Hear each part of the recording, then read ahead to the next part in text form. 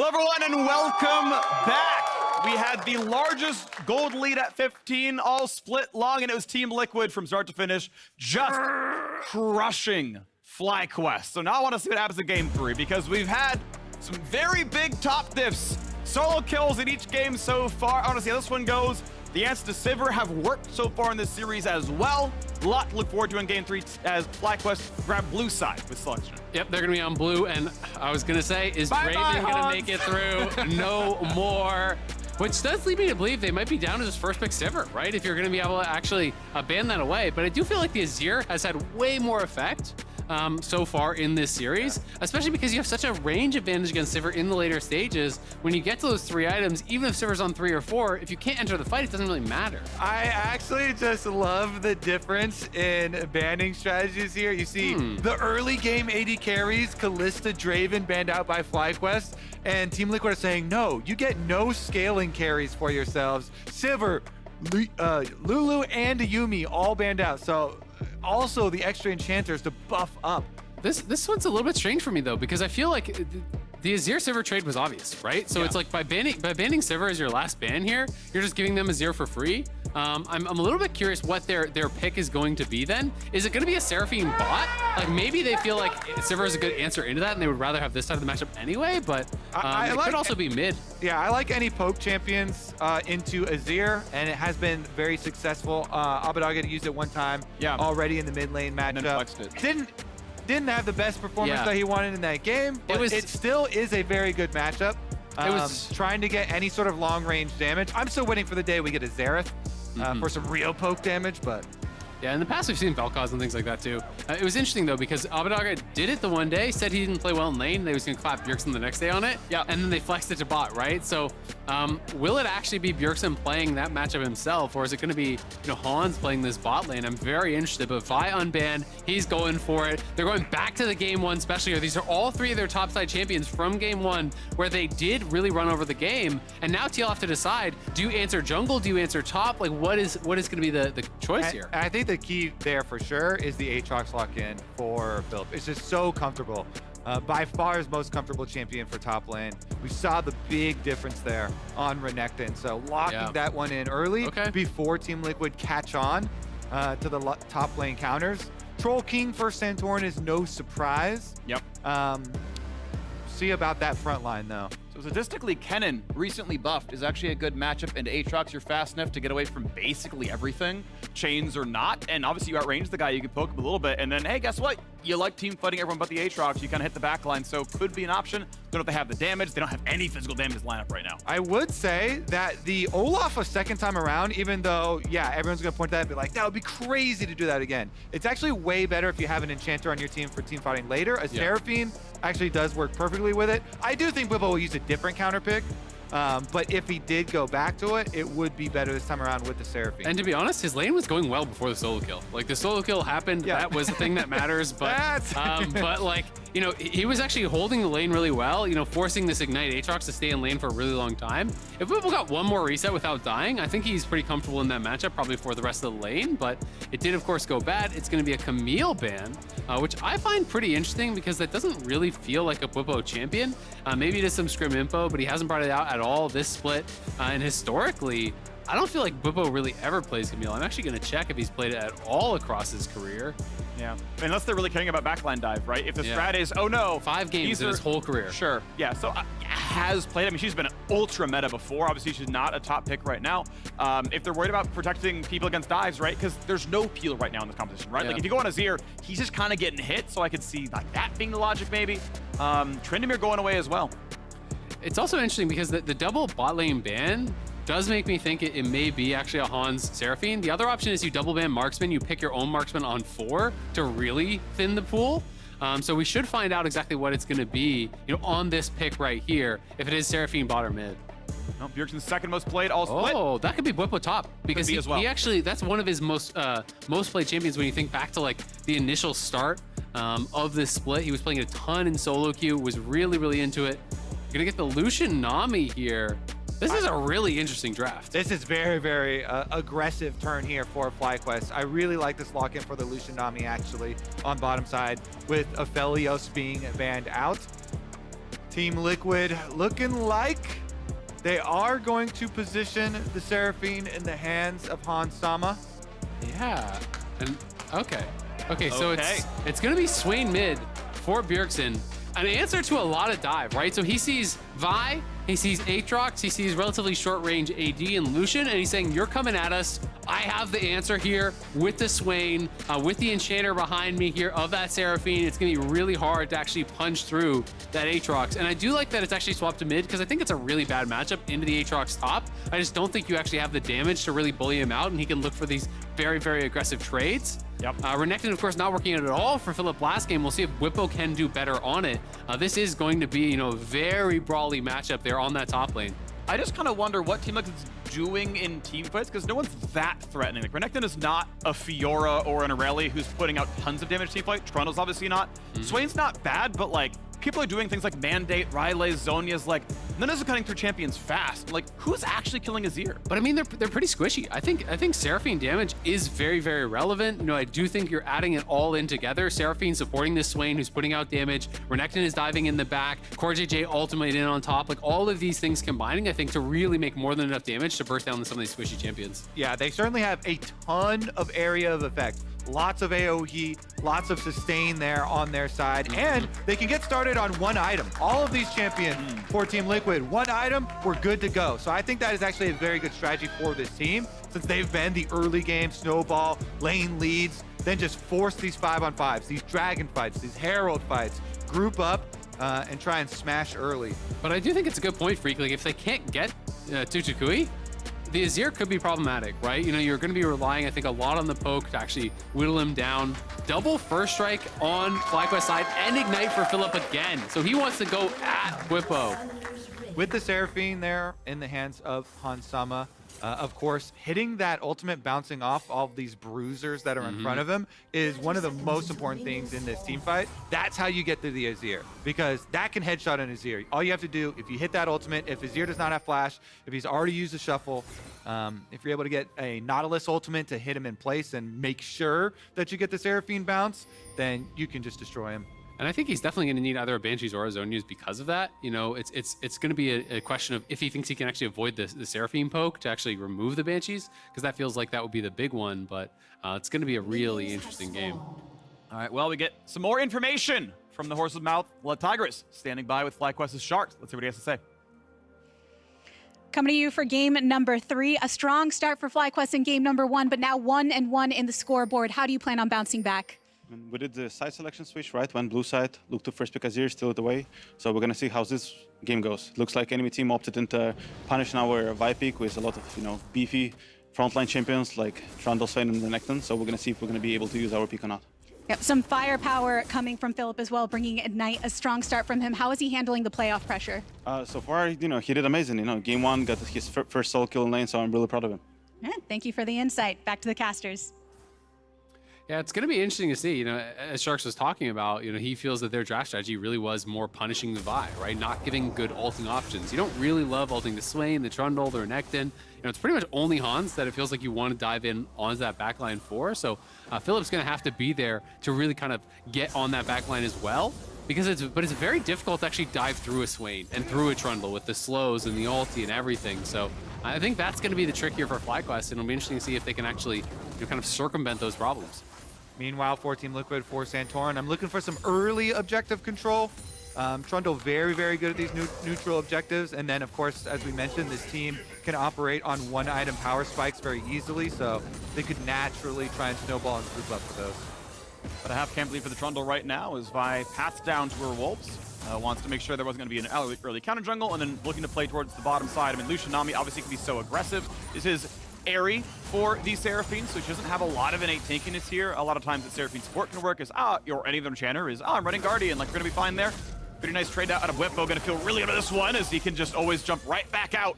Renekton definitely favored in this matchup. Yeah, Philip just didn't have the angle there. If he had the chain from straight on down the lane, then you can't just dash out of it so easily, but it was kind of a side-to-side chain, which means Bwipo can just dash out back very, very easily. Trying to look for these aggressive trades here every time the electrocute is up. Drop the E on the Lucian, dash in, get a little bit of damage down there. and see how much you can actually farm with first strike, but they got him rooted up. They're going to look for a kill. Q cleanses away, so taking some damage, won't quite die as the Ignite was cleansed pretty quickly.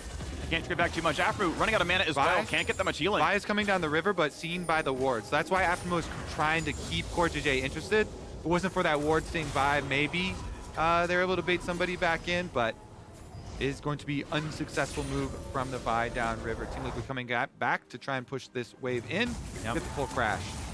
Interestingly, FlyQuest, I think, made the thought that, oh, it's not going to be a very aggressive lane. You're not going to trade against Seraphine too much. It's the Relic Shield star for aphromoo. It's why he's out of mana. It's why he can't sustain Johnsun. But I'm just surprised you pick Lucian Nami and you're not expecting to trade. Yeah. Oh, he's just dead. He just gets hooked in. That's got to have been a hook from CoreJJ. aphromoo just gets hit in broad daylight. It's probably one of those, oh, go into the brush, fake that you're recalling, gone back, and he just nails the hook. CoreJJ. Back-to-back games where he's had aphromoos number. Headbutted him into the turret last time around on the wraparound gank. This time, off-screen hook. Anything could happen. Yeah, and I mean, you have to think aphromoo is trying to pull the wave to freeze, and like you said, fake a recall in the brush, land the hook. And I think that's why he was going for the Relic Shield. He's potentially worried about the all-in on him. You know, maybe thinking if he gets locked down, they could follow that up. But just looking for a little bit of harassment. Oh, what's even in the bush? Yeah, it just turns back around. You gotta flash those, aphromoo. Yeah. Hanzo's gone, and he's like, if it's just the Nautilus, I live, but yeah, you got someone else there. Cure the wall, maybe? Yeah, goes for it with Sweeper on. Information known, though, and it's pretty easy to dash away. A nice attempt towards topside. Farm within 5 CS, and Philip has the wave moving toward him. So with 4 extra to kill, this lane is actually relatively close right now. Okay, so first dragon is coming up too, though, as Philip kind of groups up this wave.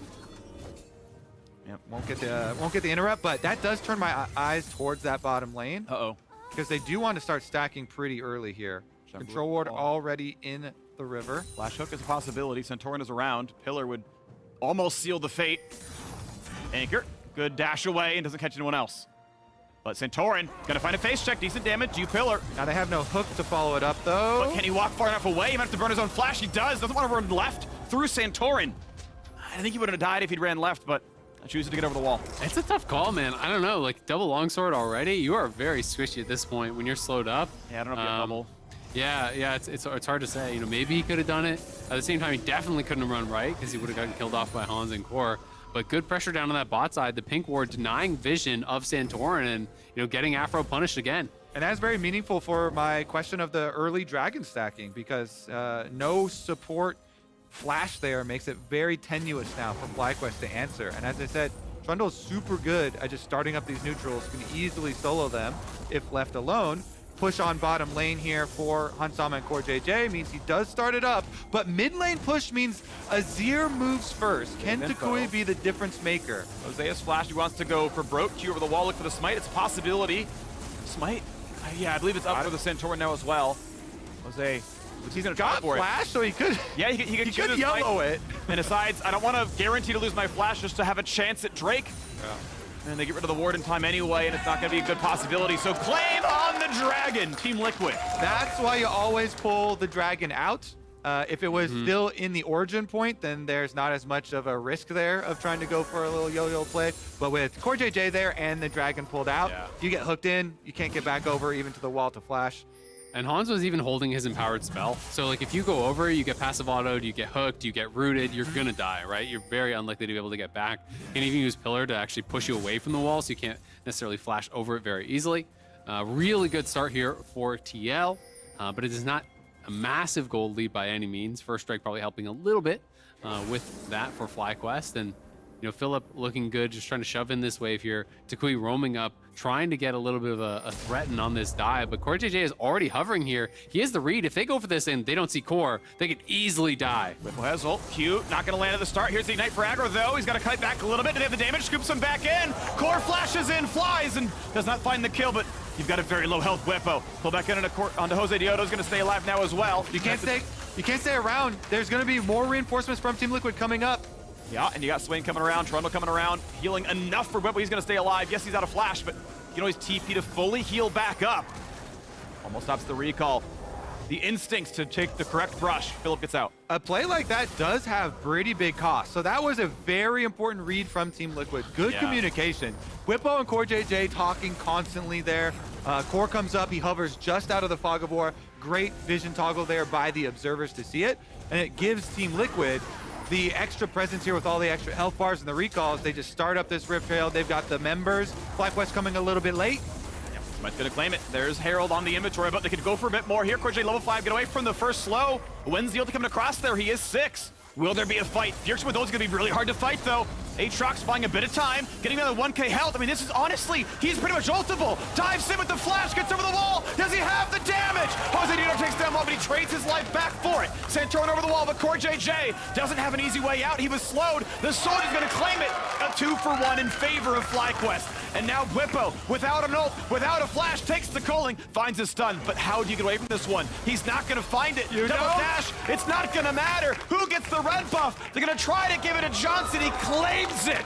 3-1 FlyQuest. FlyQuest battling back here. Hans is pushing on that bottom side. TL did get the Herald, but FlyQuest getting the kills there. Not going down without a fight by any means. And toucouille has been so big in all of these scraps, getting there, chunking people down. You know, Bjergsen getting so low before the commitment to the engage. Philip with the double Q2 knockup on both the solo laners, and then over the wall, aphromoo onto toucouille gets him so far down. That was, yeah, beautiful setup there from Philip as he's disengaging. The Q2 into dash backwards, and he had the Infernal Chain on Bjergsen. That chain meant that toucouille got to have 2 soldiers right next to him, autoing for a huge chunk on the Swain.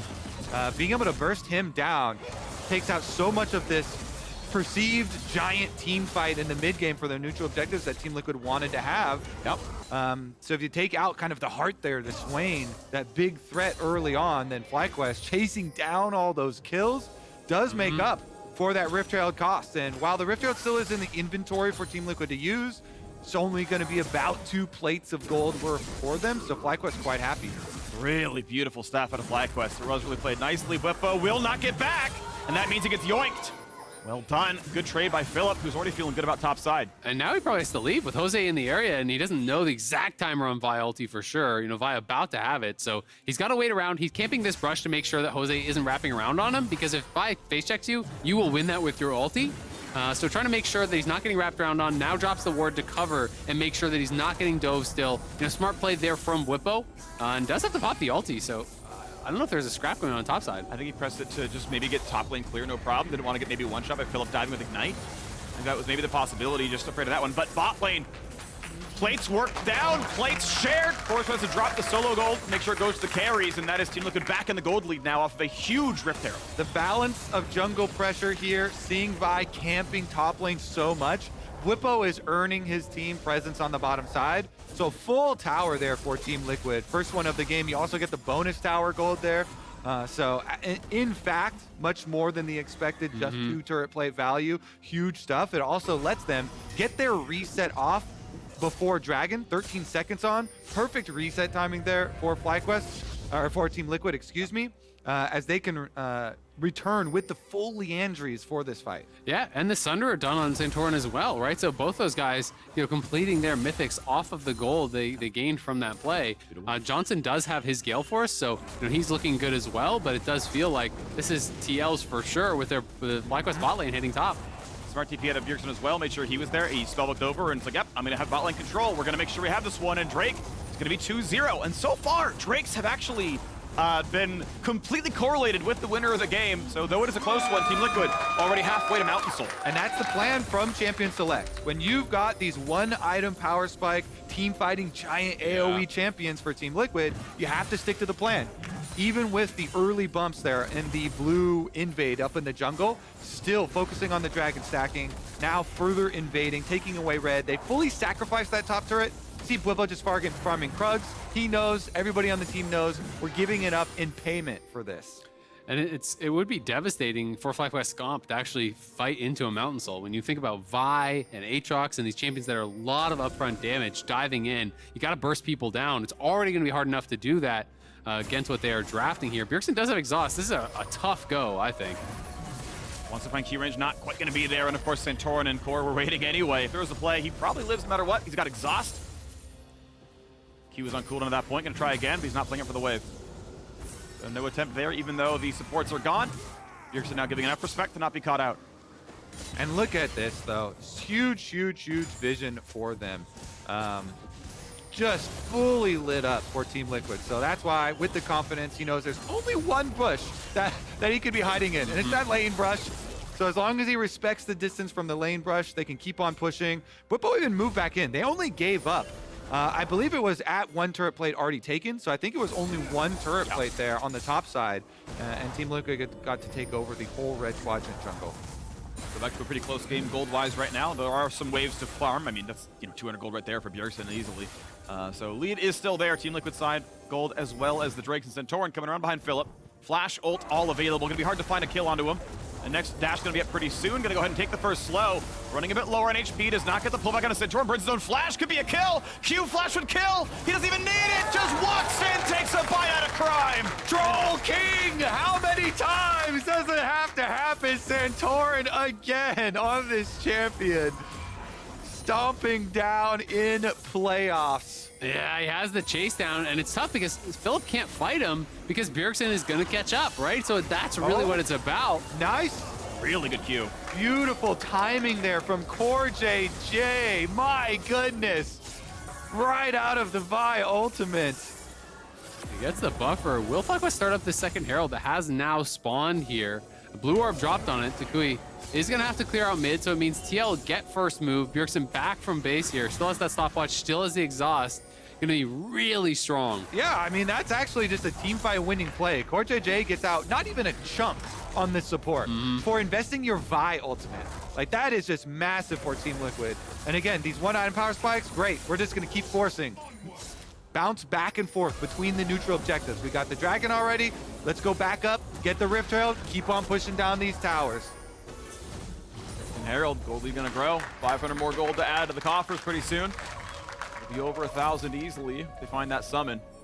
And you can see it in how they move all of their vision coverage. Always like looking at this for the pro teams. Just a second ago, we were highlighting this full bottom jungle. And now they've moved it all up into the top side where they want to attack next. Rift Herald taken, took the top side objective. We're going to get this outer turret next, pop that Herald, and be able to move in way safer. So good stuff there from Team Liquid, doing those basics as well as executing on these objectives. I'm going to be really interested to see if FlyQuest even try to fight for the third dragon because, I'm looking at the items and I feel like they don't really have an easy way to win any of these fights. It's going to be very, very difficult. They still haven't been able to actually get Bjergsen to use a stopwatch or exhaust or anything. Like, that alone is going to make such a difference in one of those team fights. If Jose dives in and just gets immediately exhausted or Philip gets immediately exhausted, I don't know that they can contest.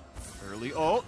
Gets away from the slow, but will he get yoinked back for the rest of it? There's the ult for CoreJJ. Everything else is going to land, no problem. 1v3, he's going to try his best. Gore Drinker's up, gets a bit of health back after the Q3, but he's still going to drop. There's no way you live through this one with everything on cooldown. Team Liquid get one, Bjergsen gets the credit. And again, the groundwork from Team Liquid, the fundamentals are way better. They completely wipe out this vision in the long lane where there's no tower. Come around, they pick the split pusher again. Before the objective, 30 seconds left on that dragon, and they can easily set it up. They're even going to force down secondary tower here with how quick Santorin is attacking. Yeah, Trundle just crushes towers, but it's been a tough one for Philip, right? He's getting picked off in that side lane, has really very little vision actually covering him in his own jungle, and that is one of the disadvantages of playing an Enchanter support. It's very difficult for Aphro to actually, make these solo trips in, and Core is just moving around, looking for picks constantly. Gonna find a plate for the backside. The Josedeodo's around, flashes back to safety. Pillar by some time. Good damage out of the Swain. Will it be enough? Flashing over the wall! A second kill now to Bjergsen, chasing in for more. TP comes across. Bubble is early, and that means Bwipo can find a target. toucouille jump the wall, stays alive, but third Drake is alive, and there's no way. Again, a massive snowball from Team Liquid. Really, really well done this time. They pick off the jungler. Ooh. Don't get the Seraphine ult over the top, but they want to push in tower first before returning for the dragon. Herald will definitely ensure that they get it 100%. 5 seconds left on Jose on that Vi. Looking for a play, not gonna find one here is FlyQuest. They can kill a ward. 30 gold goes to aphromoo, but mid lane tier 1 is out. Do want to highlight as well, one of the big differences here from pro Trundle to solo queue Trundle, they only put a couple of points in queue before maxing the W. That's why Santorin always attacks so quickly, burns down these objectives. Vi is up now, though, because they stayed around on the first tower. Vi is here, and they're going to push them out. Wow, without ults, they give up the chance at soul point for a turret. They could have killed another point in time. Too much of a time investment on that mid tower. Just too much of a time investment on that mid tower. I think definitely was the call to grab Dragon instead. Yeah, I agree. Putting yourself at soul point, it feels like it almost wraps up the game. Bjergsen also didn't have his ulti. Santorin used his flash and ulti. Hans just used his ulti, so they didn't want to risk taking a fight without those ultimates available. Really, almost all of TL's champions are super ultimate reliant. You know, Swain without an ulti is absolute garbage. All right, Bwipo did not go for the Blade of the Ruin King Renekton, so it's not as much 1v1 threat, but Santorin's coming again, does have a Trundle, and junglers are a lot of 1v2 threat. Yeah. unfair top laner duels. Yeah. Honestly though, yeah, because especially if you consider if they had the Rift Herald in their pockets, that tower was going to get taken at some point. So a little bit of a speed bump here for Team Liquid is going to cost them another 5 minutes if they want to get towards that soul. And I do think the concern is always Azir. Like, yes, there is good poke over, you know, with Seraphine, and I know there's some debate about like who really scales better because of the kind of the range that you can have and the ability to poke out the Azir potentially. But if Azir gets the 3 items, Azir is always a massive threat in these team fights, and toucouille has shown that he is incredibly good on these control mages. There's a good Q, and you can see, you mentioned him, we got the graphic up, FTX Total Gold. Gold leader of the game is the Azir. Toucouille is gonna have to be the primary carry. Obviously, Lucian's gonna have a hard time finding good targets when it is the meatball comp, honestly, right? Seraphine's shield and haste is an AoE to everybody, and you got a bunch of pseudo melee champs who are like, get me in there. Yeah, and I kind of feel like you almost can't even go into auto in a lot of these fights, you know, for Johnsun unless you're running over it. So you end up in a lot of cases as a short range marksman like Lucian, you kind of just end up being your ultimate, right? Like you get E'd by Nami, you go for the big culling, but if you dash in onto Swain and get stunned, or dash in and get pillared in, you are going to be in so much trouble. I think it's why we're FLICKR cannon. Like I can at least get, you know, Q double auto off, you know, no problem, get something, and then play it out from there. But, you know, getting more of the combo across. Yeah, we'll see what it looks like. His farm has been fine. Seraphine on her way to Ryle's. Absolutely love early Ryle's as champion. Your E is an auto root, double cast is an auto stun. That feels great. So I think a very smart build there, and also just skewing towards durability, right? Frozen Heart second, and for Trundle, you got the Ryle's build path going in now for the Swain. So making sure they're not going to get one shot by Lucian. That box pretty well checked. Johnsun has definitely been impressive for FlyQuest this series, even in their loss, I feel like. He's got his BF sword ready here, looking for that Infinity Edge crit spike. Could be the big spike that FlyQuest wants to actually fight back on. You can always try and just give up Dragon number 3 if Team Liquid are there first, if they've got vision control. Wait for the actual soul fight to give yourselves more time to scale up that Azir. And a better chance at peeling the fight. And so he is going for the Banshees. You know, I said he had to go for Banshees or the Zonias. He does elect to go for that Banshees, but it means he's got to do a good job not getting poked off. Flash. Good flash, but also a nice force there from toucouille. They are going to lose their top lane tower again. That W Max Trundle, you just crush through towers, especially with Divine Sunder. You have the Sheen proc, your Q works on towers, your auto reset, and you get all that free attack speed. So one of the best, if not maybe the best jungler actually killing towers. Yeah, I can't think of a better one right now. Jungle Tristana. Boom. Bel'Veth, you take Rift Got me. Rift Herald Bel'Veth, baby. Bel'Veth with our army of little void worms. Baron's getting burned down. Speaking of void worms, though, FlyQuest, they just need to check some vision here. Let's see if they can actually threaten it. Actually, they're fish. Remora, it's okay. Fair we got a enough. fight going on. Fish? Philip, yeah. Remora, or I believe a kind of fish. I think they're still on it. Like, yeah, they are. FlyQuest have got to get in there a little Damage bit. isn't really that high, honestly. I mean, what is their damage on Baron? It's a Seraphine? Bjergsen cannot solo own this, as you've got Bwipo back in base anyway. But I really like this from FlyQuest. Just push them off. toucouille is bot lane. They don't need to do anything more than that. Don't look for the hard engage. Just play it smart. All right, Team Liquid, again, need to get back to those fundamentals that were getting them ahead really effectively in the early game. 40 seconds left on the Dragon. Ooh, that's danger. You're gonna get pillared. I think you can live. Gonna smites it, okay. But it's like, ooh, you queued into the camp. That can be scary.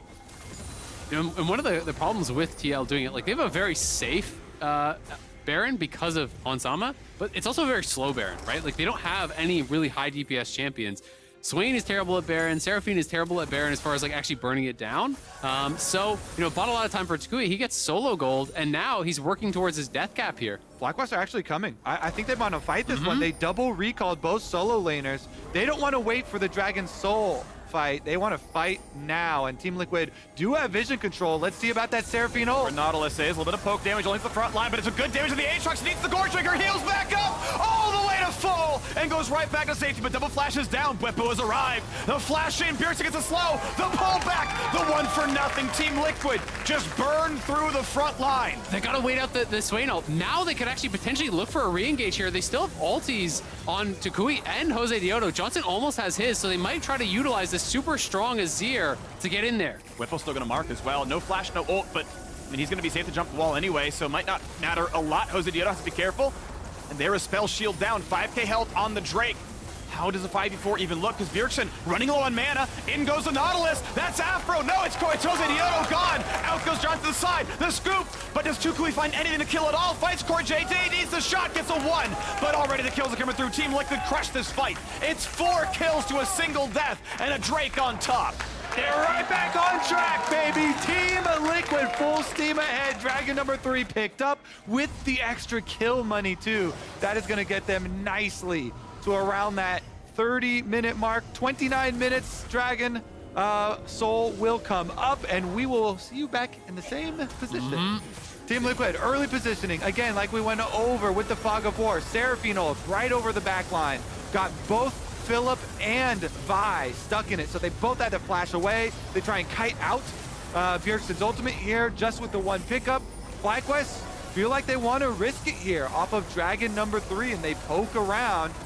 toucouille comes over, spell shield down. Yeah, I think it was a decent opportunity because the ults were all missing from TL, and toucouille is so strong at that point, but Bwipo goes in on the wraparound there, just mistimed on the stopwatch from toucouille. He was trying to go in and sweep down CoreJJ, kill him off immediately. Went in a split second too early, so he's still immune.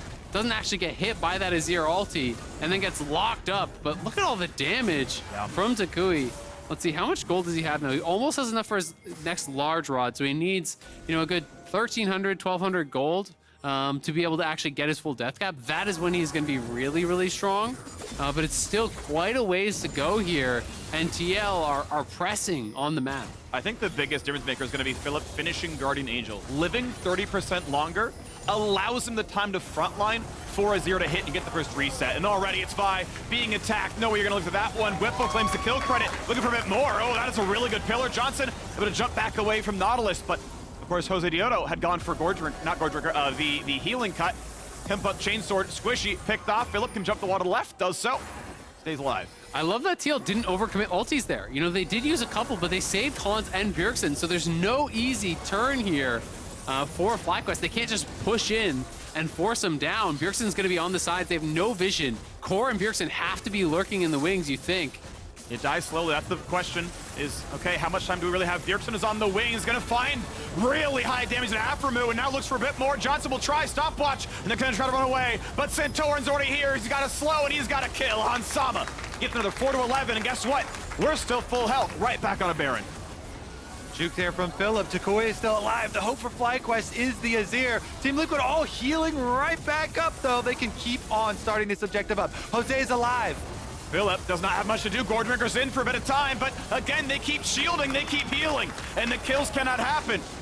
Tuk, does he have the way for the ulti? But the health bars, again, they're high enough. Hansama's okay. Azir poke does a lot here. Does someone get over the wall? Can they get anything else going on? Pillar, they get rid of the first little bit. The yoink back. Over the wall goes Bwipo, but Vi can combo. Ulti comes in. Can they get this kill? Nearly. He's burning, and he won't quite die. The shield's coming again. Nami tries again. Ulti popped. Baron at 2.5 thousand. Leandri's getting low. Smite available, and a blast cone. Can it happen? There's no vision. He needs to try, but does he have the way in? toucouille gets CoreJJ. 1k health. He's not going to get the steal, but they will get the kill. Down goes 2.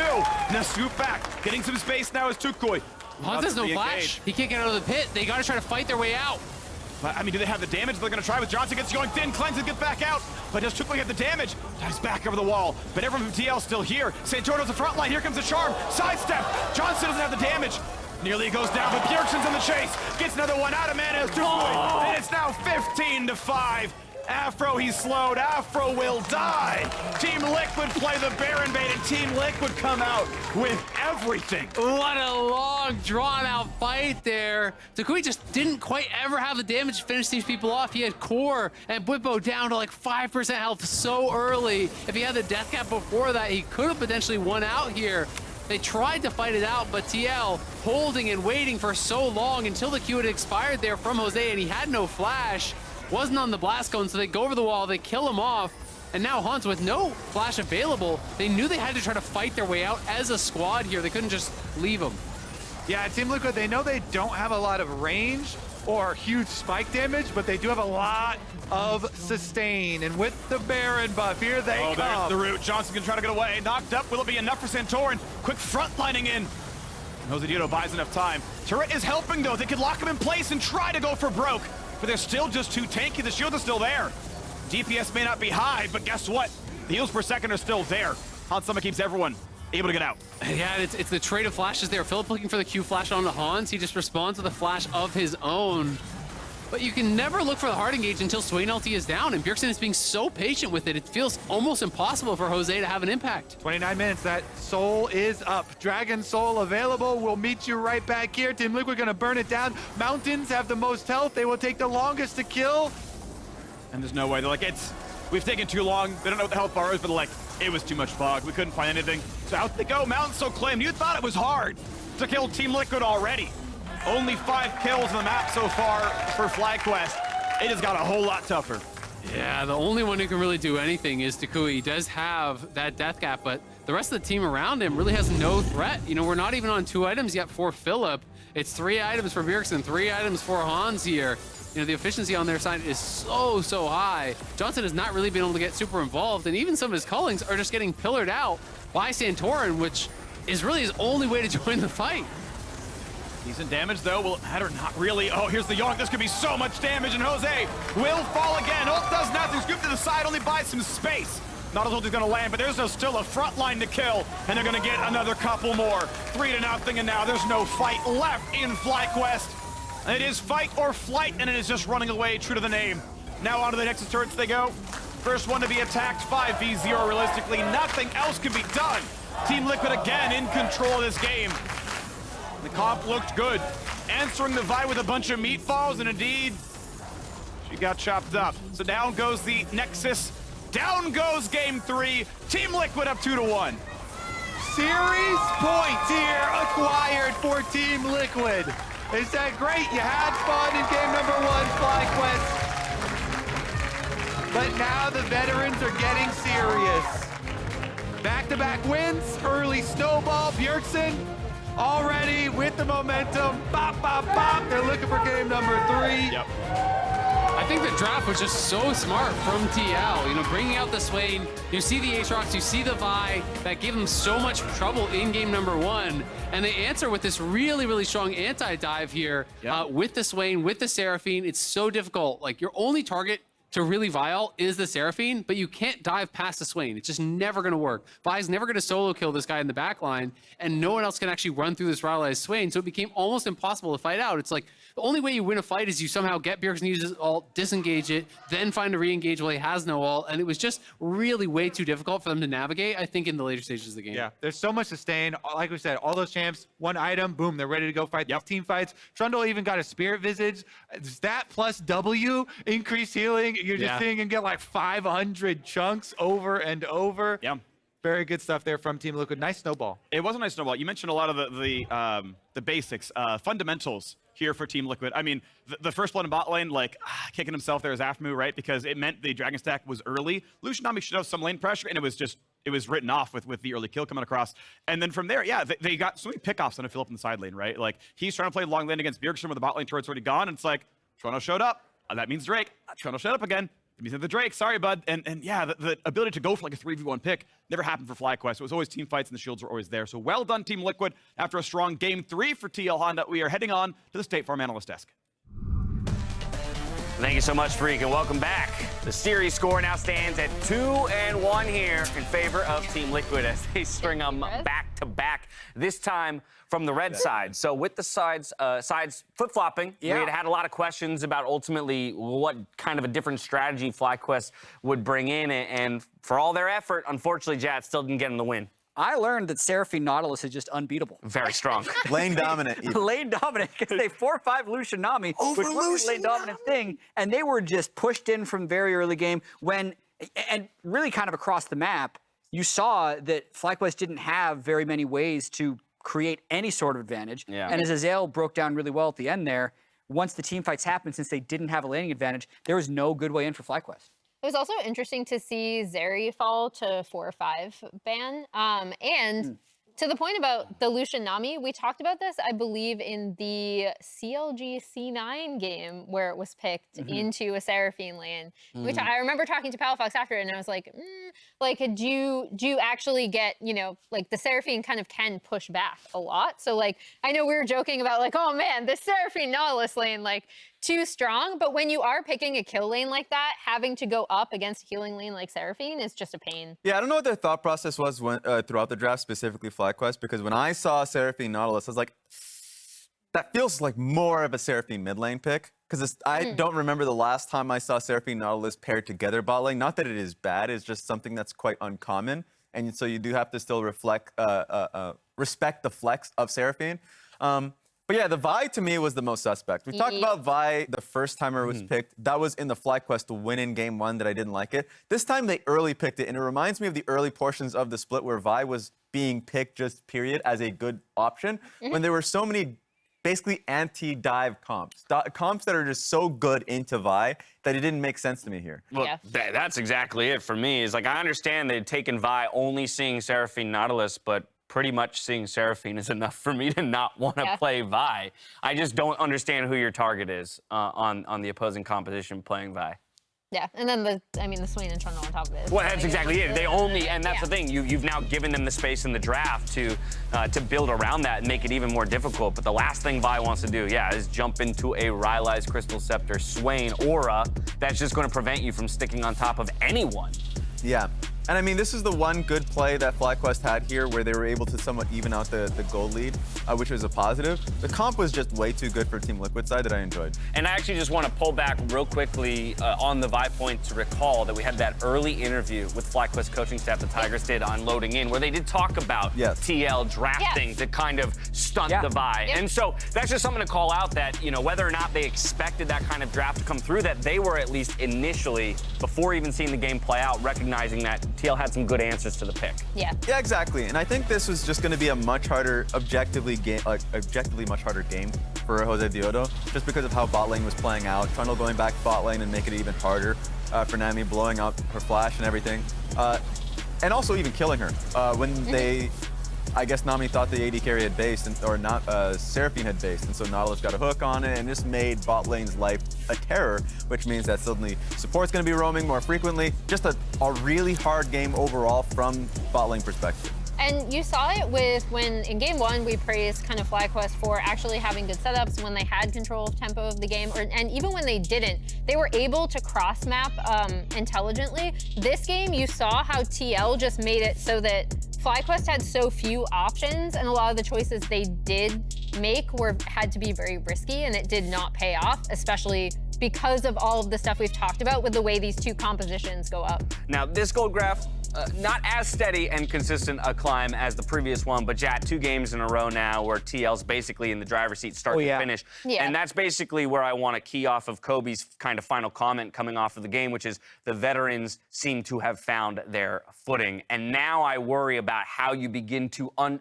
shake a roster with the names, the 5 names that this Team Liquid squad has. How do you shake that confidence as they seem to have found themselves jiving here in the middle of the series? Yeah, I mean, with how much food they have on that table, I don't think it's possible. Like, they are so well fueled for a long series. Is that something coming from your coaching experience that we should be keying into? I mean, the spread that different teams have during Ben huddle? is just, I watched them after getting COVID tested. They had like 7 bags of California Chicken Cafe. Yeah. Now they got a bunch of, they are well stocked. Anyway, there's nothing to say right now. Like FlyQuest, I like the first pick Azir. Yes. Yes. But kind of beyond the draft, I want kind of to challenge them to try and pick something that's going to be better in team fights. I think they probably overreacted to getting ran over in game 2 by Team Liquid when Draven just got too many kills, because I don't think they're strong enough early game to overcome a strong Team Liquid team fighting team. So I think they should pick blue again. I think the Azir first pick is good, but then instead of a Vi, you can pick Wukong. You can still pick Zeri. You can just pick more scaling throughout the rest of the team. Step 1 complete. They chose blue. There we go. So the next question becomes, does the Azir come back through? Let's talk about a team. As much as it pains me to say that yeeting Vi to the bench is the right choice, I do agree with you. It's the right choice. What's the substitution? Is it back to the Wukong that they still managed to lose with in game 2? Because I still feel like Jose is going to be... Oh, there you go. Steal from Santorin. Yeah. I do feel like the onus is still on Josedeodo in kind of turning this series around for the squad. I mean, Trundle was up. You can also go with J4, so it doesn't make it to like that 4 or 5 ban that we saw in previous games, not in this one. I still think the Azir first pick is really, really good. toucouille is really, really strong on that champion. He can kind of carry an entire game off of it if they have more options around team fighting. Yeah, absolutely. Reminds me of Spring Split, actually. The successes this team had. In fact, I remember vividly the one game that they took versus Team Liquid, and that was the Lucian top lane from Bwipo, was based off of FlyQuest's ability to draft for scaling, to recognize and play defensively, like set up proper wards so the enemy team didn't take too much, and then be able to split sides of the map, and then just simply play a smarter game later on. So I think that's probably going to be the thing that saves them in this series. Yeah, that's why I think to hone in on the Yuumi Lulu point, those bans are so smart from TL because it is stopping them from playing just like sit back, scaling 5v5 like we've seen the Twitch Yuumi from them, or pairing the Yuumi with the Wukong, that kind of thing. All right, well, in an effort to get a full 5-game series to kick off our postseason, we're willing FlyQuest into a change of strategies. It's match point. We'll see if FlyQuest can gather their strength and take down Team Liquid Honda in game number 4. Don't go anywhere. Romantic fight. A romantic fight. Looking at each other. Yeah, a romantic fight, guys. Connecting. Thank you, guys. In goes the Nautilus. That's Afro. No, it's Josedeodo gone. Out goes John to the side. The scoop. But does toucouille find anything to kill at all? Fights CoreJJ. Needs the shot. Gets a 1. But already the kills are coming through. Team Liquid crushed this fight.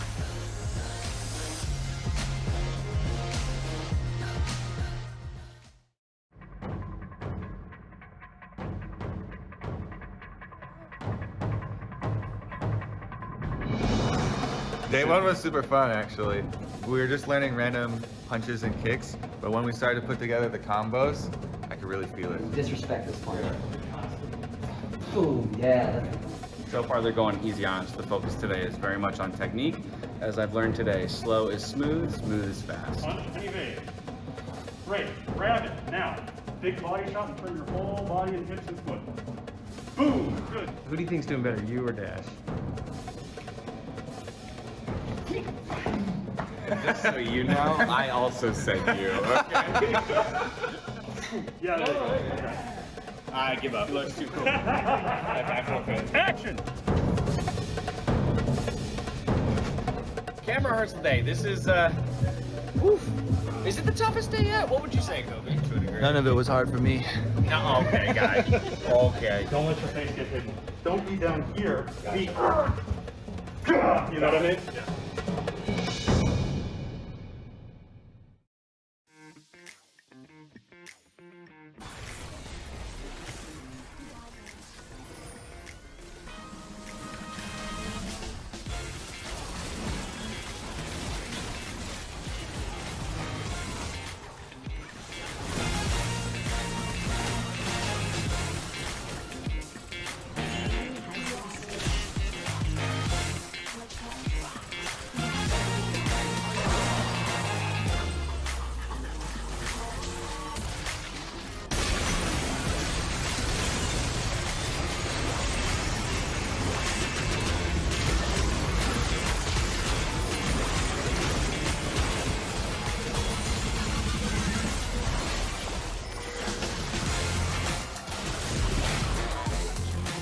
I'm fine now.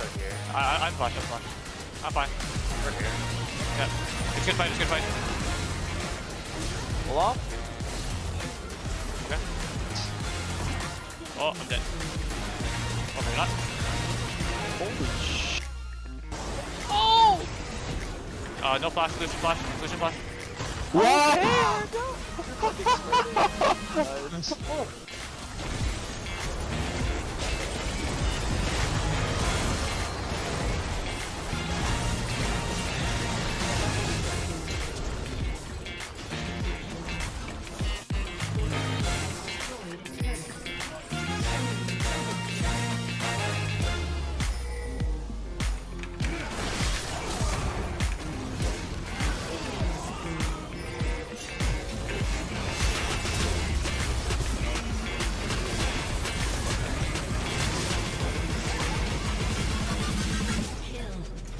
That's TP, that might be good. Oh, that's fine, the value didn't leave. I'm trying to, yeah. They're double TP. Okay, got him out. Okay, that's it. Boozy event by the way. Now chasing me. Nice, good combo. We can help it. Yeah, I can help, yeah.